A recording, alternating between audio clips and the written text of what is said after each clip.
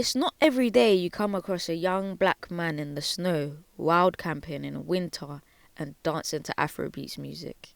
But hey, there's a first for everything. So imagine my pure joy and excitement to meet this remarkable young achiever who climbed his first mountain in jeans and Timbs. In this episode of City Girl in Nature, I meet with Ben, a mountaineer who uprooted himself from Ghana to travel all the way to England and create a new life for himself and never looked back. He has the honour of being a North Face explorer and took me on my first adventure to Wales. Join us at Hornchurch County Park at the highest point of the park for a very colourful discussion on his epic adventures. Yeah, I just want you to stay. Slide right by. I just want you to stay. Slide right by. Yeah, slide right by. Oh, you know I like your eyes. Girl, you caught my eyes, so I don't see nobody else. Can't we leave tonight? That goes from one end to another, and I think it even merges with the spot you went to do your bed watching in Raynham. RSPB. Yeah, it's right down there as well. Oh, it's wow. right down there. Yeah, it's right down there. Yeah. So wow. I ride my bike here. I go for runs. I go for walks. It's literally the perfect avenue to be knowing that the city is right here. Yeah. But you have this as well. And I'm not outside London. Like I can just I can get on a district line within 10 minutes of walking. Yeah. So it's like the perfect thing that kind of goes with your city and nature. It's literally nature's right here, and that's the city right. Yeah. That's the city right.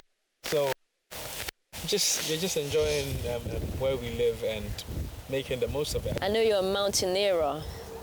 The only black one I actually know, Funny enough, I've never met a black mountaineer. That's what I found so interesting about you. Could you let me know even what a mountaineer is, in fact? So, basically, a mountaineer is someone that goes out onto mountainous places. It could be in the Scottish Highlands, it could be in the Alps, it could be anything that involves mountain stuff.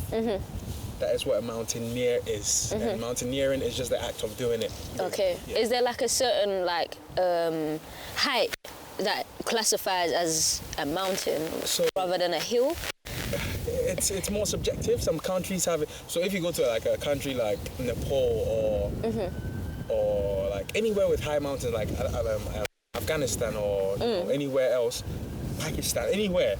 My country. Yes. Anywhere with really high mountains, they will not really rate anything below 1,000 meters. In the UK, they got people have classified a couple of mountains as Munros, and those are the ones in Scotland. Okay. It's named after a man in Scotland who used to call it Munro Baggin, who literally climbed all the mountains above a certain height. Okay. I think it's around 950.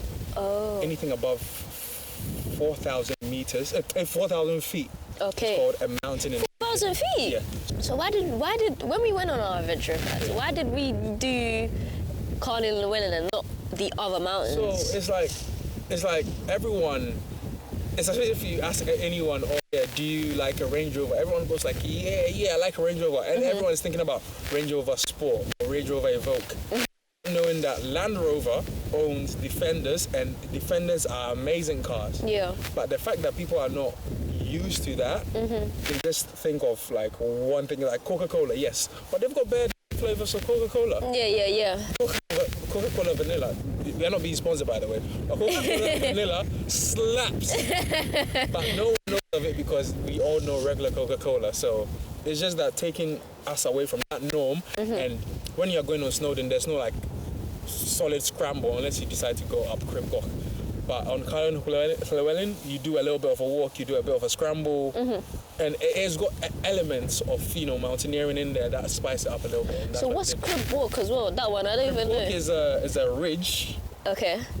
On the Snowdonia range, going onto the top of Snowdonia, and it's just you don't have, there's like probably only 10 feet or 20 feet of walking space. Okay. On the left side, sheer drop, right side, sheer drop. And yeah, Okay. it's quite a dangerous grade 1, grade 2-ish scramble. So what's grade 1, 2? There's a lot of terms, like, I'm coming to know. Scrambling is based on grade. Okay. So let's say if you were to scramble and sometimes you just put your hand on here and next moment you can push yourself up with your feet Yeah. like this. That's probably going to be considered a grade 1. But Okay. if you have both hands on it the whole time, you considered between grade 1 and grade 2. Just tell me as well, when did you come to this country? Okay. That's a very I came to important this part. country, I think 18th of May 2015. Prior to that, I had climbed only like a mountain or two in my native country of Ghana. And it wasn't something like, I actually did. I was a sportsman, so I was a bit active. It wasn't anything crazy, but I went through some turbulent time around that time, and I don't know why the mountain called to me, but it was, I got that inspiration from a guy called Peter McKinnon. He's a photographer. I didn't go to actually climb the mountain. I actually went there just to take pictures. I got there, and that little child in me just was like, go climb the mountain. Okay. I'm like, okay. I was doing it, it was strenuous, but I'm like, this mountain is called Tripping, by the way. And it felt really surreal. I got to a point where we realized that we're out of our depth. And that's when we started calling for help. We were doing it in, my friend was wearing Hirachis Wow. on their feet, blue jeans and a trench coat and a cap. And I was wearing like my top layer was nice, I'm not gonna lie. It was a bit of a puffer jacket from Sports Direct. Then I don't know if you know that brand called SoCal. SoCal. Maybe not, It's just, Is it Sports Direct? Yeah. Yeah, I know that one. Then Yeah. I was wearing Primark jeans and I was wearing Timberlands. Timberlands. Yeah, Tim, fam. Climbing the mountain. I was stomping, fam. I was about. And that was your first. That was my first Your one. first one. So we ended up screaming for help, and a couple of people came around asking if we needed help, basically. Ended up taking us to the top of the mountain and down the other side, which wasn't as scary as where we came from, because we were coming from the North Ridge. And that is a bit techie to move, like navigate around. So they were like, the only way we can help you is if we took you up that mountain and come down the other side. Yeah. And you will be fine. And we were fine. It's just that we did it in it was a really long day for us. Fell in love with it from that day, and next moment, this is where I am, meeting you, going on adventures. Wow, I can't believe that. So you did, was that in 2015 as well when you came? That's 2017. 2017. Yeah. Okay. Yeah. Wow, I can't believe that. That's an extraordinary story as well. I can't imagine how that felt. Someone telling you the only way I can help you is by bringing you up the mountain and taking you down. And after the fact, obviously I was like, I'm falling in love with this thing. What do? I go and do the mountain we did Yeah. by myself. Wow.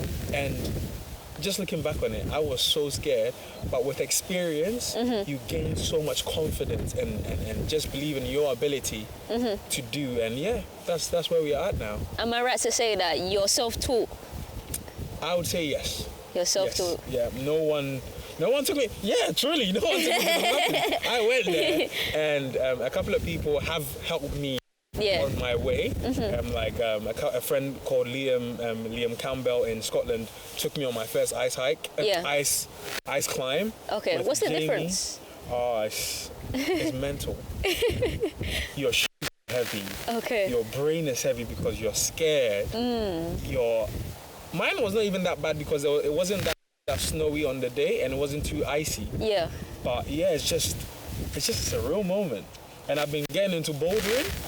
Even though bouldering is tasking on your arms and that, the fear element of the ice climb fathomable till you are actually there. Yeah. Yeah. So I'm guessing that you need the right gear. Yes. So when you go on your like mountaineering adventures, yes, what type of gear do you kind of bring with you? What are essentials? So I would say to start with, before I became a North Face explorer, I just got the basics. The basics is you having, they call it long johns. What's the name?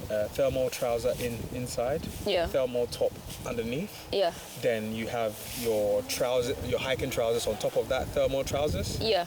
You need like a good walking boot with ankle support. So you normally want something with a high top instead of like a mid or like a low thing, depending on how good your ankles are, but whoever it is, I'll tell you to go for the high top one. Then you need a fleece on top of that thermal top. Then you need a rain jacket, because majority of the time you're moving, you don't necessarily need a puffer jacket or a down jacket in the UK, because it rains a lot in the UK. But those are the main layers I would say you need. And apart from that, you need a backpack, you need a walking pole, you need to make sure that you have a power bank, you need a first aid kit, just a couple of things that will make sure that if you are ever caught in a slimy one, you'll be able to figure out your way around it. Fair enough. Yeah. And what about when you're mountaineering and camping as well? Is there any other gear that you bring? You need a tent, you need a sleeping bag, a really good sleeping bag. You need a mat, sleeping mat. You need lights, you need a head torch. You need, there's a lot. It's just that my brain is a bit on overdrive. That's fine, like what the core things. The core things. Okay, so to be like if you're just beginning. A beginner who wants to do a hike and let's say a wild camp, let's say that's the base. Yeah. You need obviously your clothing that you're wearing. You need a solid backpack, which is like above 40 liters, because it will contain your tent, your food, and a change of clothing. And that's all you need to start and go into it. I wouldn't say you need the most expensive stuff from the beginning, but if you could save and get the more expensive things, they are more quality and last longer. Okay. So instead of just you can go for the cheap ones to begin with, but you tend to outgrow them quickly and want the best so that you know that you have a peace of mind in case, let's say you are somewhere windy and you are not too worried about whether your raincoat is going to rip just by the wind blowing it or not. Yeah. So there are some essential stuff you need in the beginning. Not too expensive, but not too cheap. And as a mountaineer, is there any like essential things that you personally would advise and have? Yeah. You need a GPS tracker. Okay. Like a couple of companies make that. Garmin. Just so that in case you are ever in a pinch, you can just press SOS. You need at least one power bank, because as a mountaineer, you are in the mountains and it gets cold. Lithium-ion batteries are not the best in a cold, so they can drain quickly. So you need to make sure that you have enough power.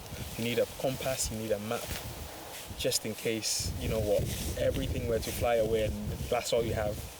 You are able to navigate around as well. So I'm guessing you know mapping skills then? Yes. So how did you go about that? Mapping skills, it was more self-taught as well, and just watching a lot of like videos, and I didn't even do any course yet, which I need to do, but I've just been able to navigate using features, and even if I'm in a snowstorm, I'm still able to navigate knowing how terrains work and being assessive of like avalanche possibilities. Oh wow.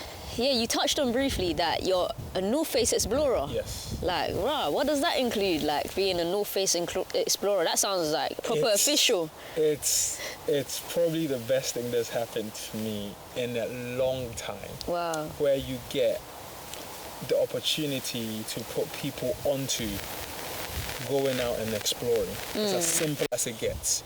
So being a North Face, basically having the opportunity to obviously wear gear, get funding, and put yourself out there as someone who is trying to break boundaries. Basically, that's just what I'm doing right now with the North Face. That's cool, because the only reason why I knew about North Face is it became fashionable. Yes. Like not too long ago, when I was about a teenager maybe, it became like really fashionable to wear North Face. It was cool to wear North Face. Yeah. But then when I started adventuring and getting more into the scene and stuff, I started seeing that, wow, like obviously kit and stuff like that, North Face is actually an outdoors brand. It is. How are you in that community? Have you been received like well as a black? Like I'm still in shock, honestly. You're like the only one I know. So there's another guy called David.